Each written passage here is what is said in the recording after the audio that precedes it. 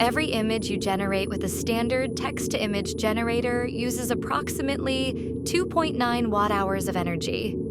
It sounds negligible, just a tiny fraction of your daily power usage. But it's not just energy, it's carbon. Every image releases approximately 1.3 grams of CO2 into the atmosphere. A single gram of carbon may feel insignificant, invisible even, but it doesn't stop there. One image becomes hundreds. Hundreds become thousands. Thousands become millions. A system designed to scale exponentially.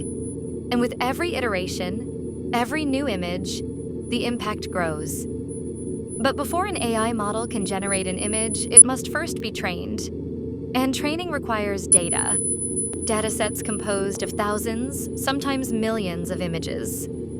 This is Oxford Flowers 102, a collection of 8,189 flowers, the dataset used in this project. AI models trained on it can be used commercially, for plant identification, biotech research, even art like this. Yet, the images were web-scraped. Many are likely copyrighted. Still, they are processed, repackaged, and made commercially viable. Who owns these images? Who profits? Who decides what is free to use and what is not? The work that you are seeing is perfectly legal, but should it be? These questions are rarely addressed. The drive for innovation outpaces regulation, and concerns over ownership, consent, and ethics remain secondary to efficiency and progress. Behind every bit of synthetic development lies an invisible price. The electricity powering these systems doesn't come from nowhere. It comes from coal plants, from oil rigs, from natural gas pipelines. The materials that build the servers and GPUs don't appear out of thin air. They're torn from the earth.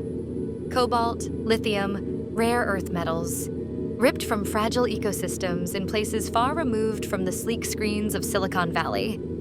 This isn't just technology. It's extractivism. A system built on taking resources, taking habitats, taking futures. And the costs aren't distributed evenly, disproportionately affecting communities affected by colonialism and exploitation. The miners working in toxic conditions. The communities forced to live with poisoned soil and unclean water. The species driven to extinction as their homes are razed for profit. These systems operate in the shadows, cloaked in secrecy. Their true costs, how much energy, how much carbon, how much destruction are hidden behind layers of corporate branding and inaccessible data. We're told this is the future. We're sold a dream of limitless potential. Smarter systems, faster tools, infinite creation. But what we aren't told is how fragile it all is. And yet, these systems are used blindly, without questioning the growing toll they take. This is the logic of endless growth. Build, consume, expand. Faster and faster, with no thought of stopping. But nothing grows forever. What happens when the infrastructure can't keep up? When the energy demands exceed supply? When the ground beneath our synthetic world begins to crack?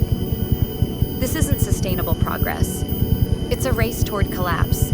A techno-capitalist system fueled by short-termism, consuming itself, destroying itself, because it knows no other way. The machines run hotter, and so does the world.